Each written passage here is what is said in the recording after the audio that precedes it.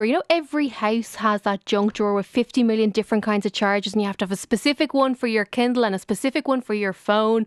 All of that's going to be a thing of the past by 2024.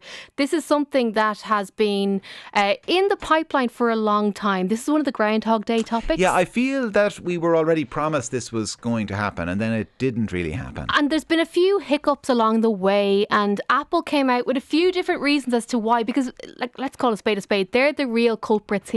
Yeah, does everyone else, because I use Apple, but do all the others, like your Garmin's and Motorola, do they still make Motorola's and Nokia, do they all use... The majority of them do. USB-C. USB-C, that's what we're moving to. So the majority of Android phones and Huawei phones use USB-C. Apple doesn't. They use what's called the lightning port cable. Then if you have a Kindle, you have a micro USB cable. That's right. They're all the if you have small a Garmin, variations. you've got another little kind of... the cradle? No, I have a plug-in one. Okay, so there's all kinds of sticks ones. in the back of it. It's kind of awkward, loose, doesn't really work. You have to jiggle it. And if you lose that one, you have to go and get the specific charger for that specific device, which is a pain in the face. So Apple have been dragging their heels and causing the biggest barrier to this coming into place. Initially, they were saying that it was going to cause massive disruption for consumers. Then they were saying that it was going to put a halt to innovation by having a universal charger. However, they have lost the battle in this one. So by the autumn of 2024, every device, every small and medium device will use a universal charger. So whether that is a camera, your headphones, a tablet, they'll all have the USB-C type. And then laptops have been given an extra 40 months to get on board.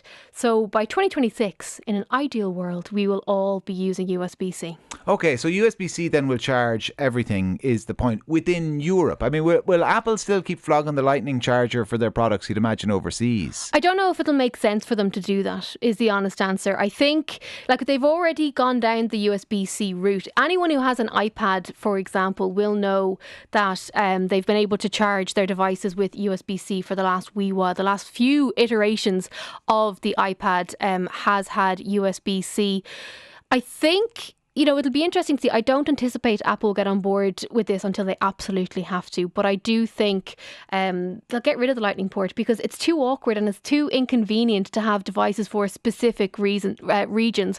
Whatever about having the pluggy bit that goes into the wall that is different region by region.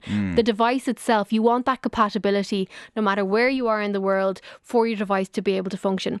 Now, the other point I feel that we need to acknowledge here is that by 2024, surely we'd all be using wireless charging by that point. So this is where you put your device, whatever it happens to be, just down on top of a block or a circle. Yeah, so the or stand a that I pad. have on my desk, I stand my phone up. It uses the MagSafe, so the Apple technology, to stand up on a stand, and it wirelessly charges. So I'm not having to fiddle around with the port on the phone at all.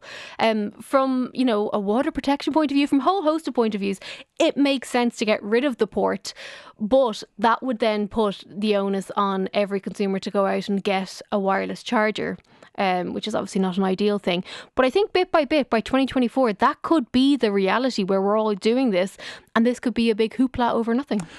So, I mean, Apple say as well that the part of the reason they haven't done it heretofore is a cost and an impact in innovation. It's profit, really. It's that they want a unique Apple charger, so that if something happens to a unique Apple charger, you've got to go and buy another Apple charger. You can't just plug it into your Kindle's charger. No. And it's also Apple being Apple. For as long as I can remember, they have had these little barriers that make Apple devices unique. So remember back in the day, we were talking about this not that long ago, the iPod. Remember, you had to have your files and your music files in a certain file format to go on the iPod. Yes. And they wouldn't go on any other device. They'd only work with the iPod. So it's going back to that, and even further back in Apple's history.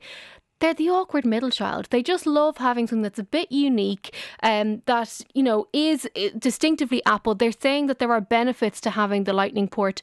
But, you know, I know a lot of people now who have adapters. So if someone, for example, still wants to use headphones with a jack, they now have to have a lightning port to jack adapter. Yes. Which is a pain in the face. It is a pain in the face. I mean, it is remarkable with Apple as well how much we put up with them continuing to control the product after we've bought it. Like, we own the product, and yet they really control how we use it long after we've paid them the money. Yeah, but there's been a lot of talk about the right to repair as well. Nissan don't really care how I drive my car. After I bought it. It's my car. I can drive it into the ground if I feel like it. I mean, were Nissan like Apple, they would be kind of telling me where I can and can't drive, and we prefer if you didn't do that. We'd prefer if you did this. What petrol stations you go to, like all of that kind of jazz. Imagine that. Like that is kind of what happens. You can only go to Apple Green there on the N7, Kieran. That is essentially what Apple does, but they do get away with it, and I do think that the consumers, up until this point, we've just trusted Apple. They are very big on the privacy side of things. They are very big in terms of the innovation,